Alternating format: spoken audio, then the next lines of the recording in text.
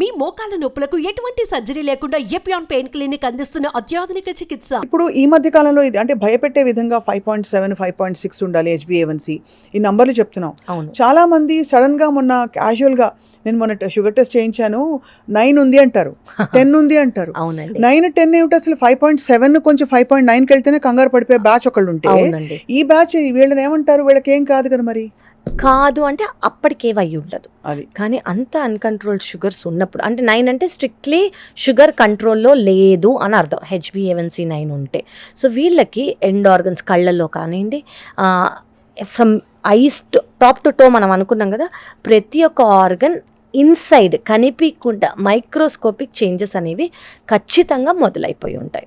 So first step ఏంటంటే diet, second step ఏంటంటే రెగ్యులర్గా మీ ఎండోక్రైనాలజిస్ట్ని చూసుకొని షుగర్స్ అనేవి కంట్రోల్లో పెట్టుకోవాలి. 9 is not good అండి. 9 is not at all Not good. at all చాలా మంది క్యాజువల్ గా చెప్తారు ఈ మధ్య. అవునండి. అందుకే అంటే అడిగాను. ఎంతో మంది పేషెంట్స్ ముందు నాకు 15 ఉండింది, ఇప్పుడు 9 అయింది. వెరీ గుడ్, మీరు ఆ జర్నీ స్టార్ట్ చేశారు అంటే very good. Better late than never. కానీ 9 is not a normal value. 9 నుంచి ఖచ్చితంగా మనం డౌన్ అవ్వాలి, 6 వైపు రావాలి. అదే డయాబెటిక్స్ అనుకోండి. ప్రీ డయాబెటిక్స్ లేని వాళ్ళైతే దీనికన్నా తక్కువ ఉండాలి. ఇప్పుడు మీరు మనం మొదలు పెట్టడమే ఆల్కహాల్ అనే ఒక కాంట్రవర్షియల్ టాపిక్ తో మొదలు పెట్టాం. అవునండి. ఎంత ఆల్కహాల్ మంచిది చెప్పండి. ఓకే, అసలు మంచిది ఎంత అని అడిగారు అనుకోండి, 0. Alcohol in any form is a poison. అది ఫస్ట్. ఇది సిస్టమిక్గా అంటే ప్రతి ఒక్క ఆర్గన్కి మంచిది కాదు. సో ఇంత తీసుకుంటే ఆల్కహాల్ మంచిది, ఇంత తీసుకుంటే మంచిది కాదు అని అసలు ఎక్కడా లేదు. 2 డ్రింకులు రోజు 2 పెగ్గులు చిన్నగా తీసుకుంటే స్ట్రెస్ రిలీవ్ అవుతుంది, దానివల్ల క్వాలిటీ ఆఫ్ లైఫ్ ఇంప్రూవ్ అవుతుంది. ఈ స్టడీస్ కూడా వచ్చాయి, recommended dose of red wine, ఇవన్నీ వింటున్నాం కదా మరి. అవునండి. సో ఇవన్నీ first of all European studies. Second of all దీనివల్ల వాళ్ళు చెప్పేది ఏంటి, ఇంప్రూవ్ అవుతుంది కాదు, ఇంత తీసుకుంటే మీ లివర్ డ్యామేజ్ ఇన్ని రోజుల్లో అయ్యే బదులు ఇన్ని రోజులు అవ్వచ్చు, కానీ అది అవ్వకుండా మానదు.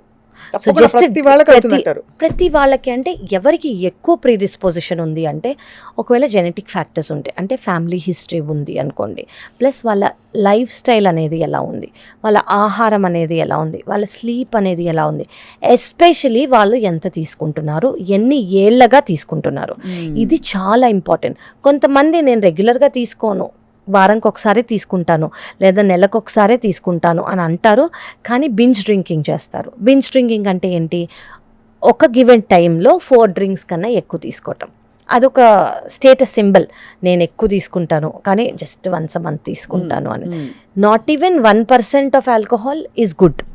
అట్ ద సేమ్ టైం దీనివల్ల వచ్చే ఇప్పుడు 10 సంవత్సరాల్లో వచ్చేది మీకు 11 సంవత్సరాల్లో వస్తుంది, అంతే, కానీ ఖచ్చితంగా వస్తుంది. అంటే ఈ లెక్కన మనకి క్రానిక్ ఎక్కువ రెగ్యులర్ డ్రింకర్స్ ఉంటారు కదా. అవునండి. వాళ్ళకి ఎన్ని డిసీజులు ఉంటాయి, వాళ్ళ ఒక్కగానొక్క లివర్ ఏమైపోతుంది అని డౌట్ కలుగుతుంది. అవునండి. ఉదాహరణకి చాలా సందర్భాల్లో మనకి ఆర్జీవి గారు కూడా చెప్పారు దట్ ఆయన he's a regular drinker and ఆయన గర్వంగా చెప్తారు, అసలు ఇంకా పేర్లు చెప్పక్కర్లేదు నాకు ఏం తాగుతారనేది, but what explains his health condition.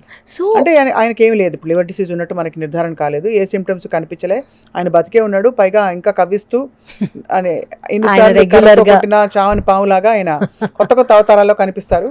He inspires so many people, but yet again this is not considered a healthy habit. Okay, ఎలా ఎక్స్ప్లెయిన్ చేస్తారు ఇది? సో ఇది లివర్ డిసీజ్ అనేది అందరికీ ఎఫెక్ట్ అవుతుంది అనేది లేదు ఒకటి, కానీ సెకండ్ థింగ్ చాలా ఫ్యాక్టర్స్ అనేవి ప్లే అవుతాయి. రెగ్యులర్ కన్సంప్షన్ ఆఫ్ ఆల్కహాల్ ఉంది అని అంటే అది డైలీయా, వాళ్ళు తీసుకునే ఆల్కహాల్ కైండ్ ఏంటి, వాళ్ళు ఎంత తీసుకుంటున్నారు, అది important. And over a period of time, అంటే ఇప్పుడు ఆయనకి వెరీ గుడ్, హోప్ఫుల్లీ ఆయనకి ఎప్పుడు ఏమీ ఉండకూడదు కోరుకుంటున్నాము, కానీ వేరే ఫ్యాక్టర్స్ మేబీ ఆయన డైట్, మేబీ ఆయన స్ట్రెస్ లెవెల్, మేబీ ఆయన స్లీప్, మేబీ ఆయన ఫ్యామిలీ హిస్టరీ, మేబీ ఆయన జెనెటిక్ ప్రీడిస్పోజిషన్, ఇవన్నీ కూడా అయితే ఆల్కహాల్ తీసుకున్నా కూడా ఇవన్నీ కూడా చాలా ఇంపార్టెంట్. డైట్ ఎలా ఉంది, స్ట్రెస్ ఎలా ఉంది, స్లీప్ ఎలా ఉంది, జెనెటిక్ ప్రీడిస్పోజిషన్ ఉందా, ఫ్యామిలీ హిస్టరీ ఉందా లేదా, ఏ కైండ్ ఆఫ్ ఆల్కహాల్ తీసుకుంటున్నారు, ఎన్ని ఏళ్ళగా తీసుకుంటున్నారు, ఎంత క్వాంటిటీ తీసుకుంటున్నారు, ప్రతి ఒక్క మనిషికి ఎవ్రీవన్ అంటే ఒక్క సేమ్ హ్యూమన్ బీయింగ్ అంటూ లేరు. మీరు ఇంత తీసుకుంటే మీరు కూడా ఇంత తీసుకుంటే ఇది అవుతుంది అని చెప్పలేము. ప్రతి ఒక్కళ్ళు genetically they very very different, they very very differently wired. So very different jeans and DNA అనేవి వాళ్ళకు ఉంటాయి. సో ఎవరికి అనేది ఎలా అవుతుంది అనేది వాళ్ళ జెనెటిక్ ప్రీడిస్పోజిషన్ బట్టి ఉంటుంది.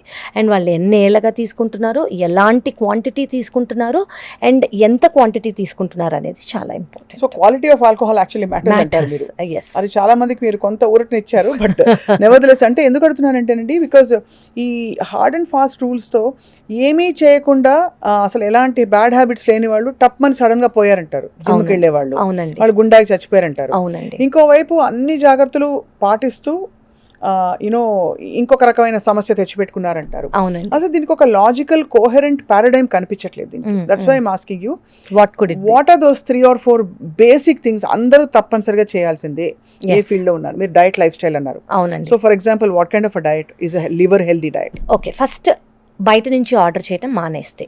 ఓకే ఓకే, చాలా కష్టం అని అనుకుంటారు. నూనె ఎక్కువనా లేకపోతే ఏంటి ప్రాబ్లం? అందులో ఆ నూనె, ఆ ట్రాన్స్ ఫ్యాట్స్, రీయూజ్డ్ ఆయిల్స్, వీటిలో ఉన్న extreme levels of triglycerides and cholesterols and bad fats. ఇదొకటి. This is for every organ అండి. వీక్లీ వన్స్ కూడా వద్దా? వద్దు. ఓకే. అంటే as a doctor I will never say మీరు బయట నుంచి తినొచ్చు, ఒక పూట తినొచ్చు, ఒక ఆహారం తినొచ్చు అంటే నేను ఎప్పుడు చెప్పలేను.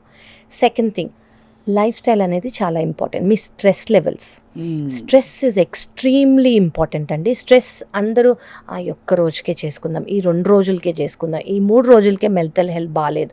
నో, మెంటల్ హెల్త్ అనేది చాలా under diagnosed, under stated reason far any problem అండి. అది బ్రెయిన్ నుంచి, హార్ట్ నుంచి, లివర్ నుంచి, కిడ్నీ నుంచి, షుగర్, యూ నేమ్ ఇట్, ప్రతి ఒక్క ఆర్గన్, ప్రతి ఒక్క కండిషన్ స్ట్రెస్ లెవెల్స్ వల్ల ఇంపాక్ట్ అవుతాయి. మన గట్ హెల్త్ ప్రతి ఒక్కటి.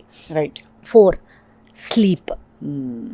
Next exercise. అందరూ ఏమనుకుంటారు, నేను ఇంట్లో ఇక్కడి నుంచి కిచెన్ వరకు వెళ్ళారు, వాకింగ్ చేస్తున్నాను, కష్టపడి పని చేస్తున్నావు, ఇవాళ నేనే ఇల్లు ఉడిచాను అనుకుంటారు. ఆఫీస్లో నేను ఇక్కడి నుంచి అక్కడ నడుచుకున్నాను. కాదండి, చాలా కండిషన్స్కి అది హార్ట్ కానివ్వండి, లివర్ కానివ్వండి, బ్రెయిన్ కానివ్వండి, ఎక్సర్సైజ్ అనేది చేస్తే వాళ్ళకి ఏ ప్రాబ్లం అనేది రాకుండా 10% ఆటోమేటిక్గా తగ్గిపోతుంది.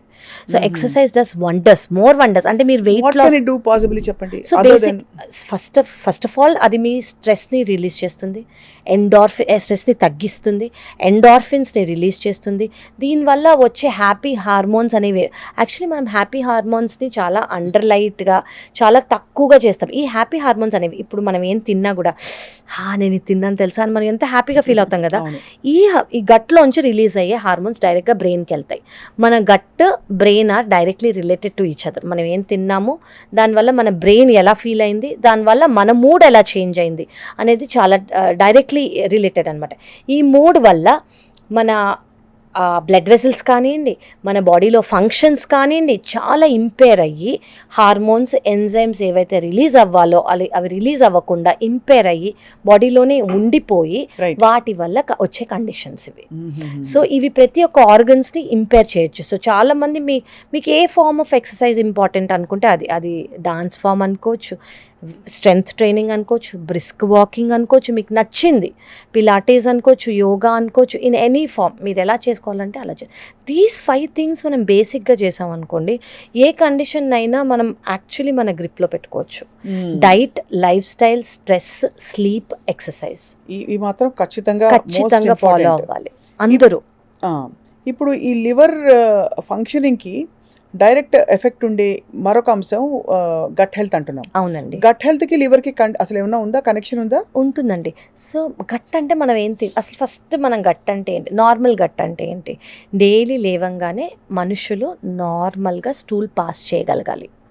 అది గుడ్ గట్ హెల్త్ అని నార్మల్గా అంటాం మనం. ఓకే, ఏ స్టిమ్యులెంట్ లేకుండా ఎలా ఉన్నా మీరు నార్మల్గా అంటే పడుకున్నారు, తిన్నారు, లేచారు, నార్మల్గా బవల్ మూవ్మెంట్ అయింది అంటే మీ గట్ హెల్త్ బాగున్నట్టు. కొంతమందికి కాన్స్టిపేషన్ ఉంటుంది, కొంతమందికి లూజ్ స్టూల్స్ అవుతాయి, కొంతమందికి ఇది తిన్న వెంటనే మోషన్ అవుతుంది, కొంతమందికి స్పెసిఫిక్ డైట్స్ వల్ల మాత్రమే అవుతుంది, కొంతమంది వాటర్ తాగితేనే అవుతుంది, కొంతమంది స్మోక్ చేస్తేనే అవుతుంది, కొంతమంది అలా 100 రకాల థింగ్స్ వచ్చేసాయండి ఇప్పుడు.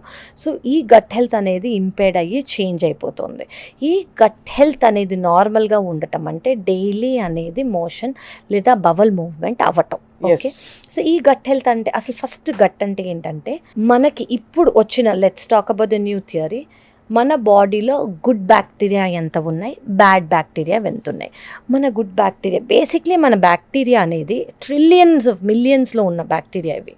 సో అవి మన చైల్డ్హుడ్ నుంచి యాక్చువల్లీ మన మదర్స్ ప్రెగ్నెంట్గా ఉన్నప్పటి నుంచే ప్రీడిస్టైన్ అయిపోయిన గట్ బ్యాక్టీరియా అవి.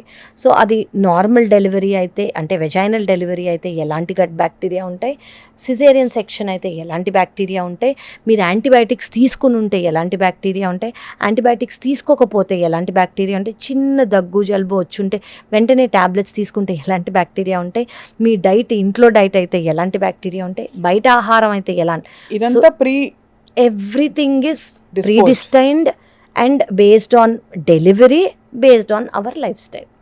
సో ఈ లైఫ్ స్టైల్ చేంజెస్ అనేవి మనం కొంచెం చేసుకోగలిగితే, మనం ఇందాక అనుకున్నట్టు ఈ గట్ హెల్త్ బాగుంది అనుకోండి, ఎస్పెషల్లీ గుడ్ బ్యాక్టీరియా అనేది ఎక్కువ ఉన్నాయి అనుకోండి, ఇప్పుడు మనకి రీసెంట్గా వచ్చిన స్టడీస్ ఏంటంటే 90% ఆఫ్ మన డిజీజెస్ 90% మన డిజీజెస్ గుడ్ బ్యాక్టీరియా తక్కువై బ్యాడ్ బ్యాక్టీరియా ఎక్కువ అవ్వటం వల్ల. అది ఆ బ్యాడ్ బ్యాక్టీరియా సోర్స్ ఏంటి? సో అది మన లైఫ్ స్టైలే. ఇప్పుడు నేను అన్నట్టు బయట నుంచి తినే ఫుడ్ కంటామినెంట్స్ గా చూస్తారా? కంటామినెంట్ గా చూడొచ్చు. స్ట్రెస్, బాడీ వెయిట్, షుగర్స్ కూడా బ్యాడ్ బ్యాక్టీరియా 100% అండి. షుగర్స్, ఎక్కువ salt, carbonated drinks, processed food, ఇవన్నీ breeding ground for bad bacteria. Exactly. అంటే అవి ఏంటంటే అవి తినంగానే బ్యాడ్ బ్యాక్టీరియా గ్రో అవ్వడానికి మనం ఒక ఇల్లు ఇచ్చినట్టు. సో అవి అలా గ్రో అవుతుంటాయి. ఎంతో ఇంత ఫామ్ లో లేకపోతే తక్కువ మోతాదులో ఉండే బ్యాడ్ బ్యాక్టీరియా మనం పెంచుతున్నాం, పెంచి పోషిస్తున్నట్టు అయిపోయింది ఇవన్నీ తినడం వల్ల. అవునండి. దాంతో గట్ మిస్బ్యాలెన్స్ అయిపోయి డిస్బయోసిస్ అంటాం. అంటే గుడ్ బ్యాక్టీరియా అనేది ఎక్కువ ఉండాల్సినవి తక్కువ అయిపోయి బ్యాడ్ బ్యాక్టీరియా అనేవి తక్కువ ఉండాల్సినవి ఎక్కువ అయిపోతాయి. సో దీనివల్ల ప్రతి ఒక్క కండిషన్ వస్తోంది.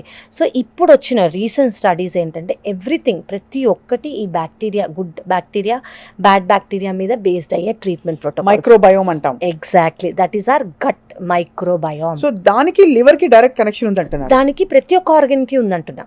లివర్కి మాత్రమే కాదు, మన బ్రెయిన్కి, మన హార్ట్కి, మన లివర్కి, మన రెస్పిరేటరీ సిస్టమ్కి, మన ఇంటెస్టైన్స్కి, మన స్కిన్కి, ఎవ్రీథింగ్ ప్రతి ఒక్కటి అది మన లైఫ్ స్టైల్తో ముడిపడి ఉంది కాబట్టి మనకు అర్థం అవుతుంది. కాబట్టి మనం ఏంటి మన ఆహారం తీసుకుంటున్నామో, ఎలాంటి లైఫ్ స్టైల్ ఉంటున్నామో, సరిగ్గా నిద్రపోతున్నామా, స్ట్రెస్ ఉందా లేదా, అండ్ ఆల్కహాల్ తీసుకుంటున్నామా లేదా, deep fried foods, saturated foods, carbonated drinks, sugars, salt ఎక్కువ తీసుకుంటున్నామా, ఇవన్నీ మన చేతిలో ఉన్నాయి.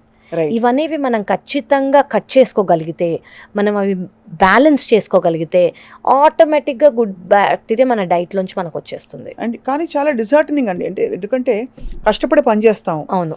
ఎప్పుడో అప్పుడు ఏదో ఒక స్ట్రెస్ రిలీఫ్, ఒక స్ట్రెస్ బస్టర్ అంటే ఏదో ఫ్యామిలీతో రెస్టారెంట్కి వెళ్ళి బయటకు వెళ్ళాం. అవునండి. లేదు ఏదో ఇంట్లో ఆర్డర్ చేసుకుని టీవీ ముందు అందరు పొలవమని ఫ్యామిలీ అందరు కూర్చుని తిండా, it's a very common thing. అవునండి. అలాంటిది అసలు అన్ని ఆ రోజు కూడా ఇంట్లోనే వండుకుని స్వచ్ఛంగా తినాలంటే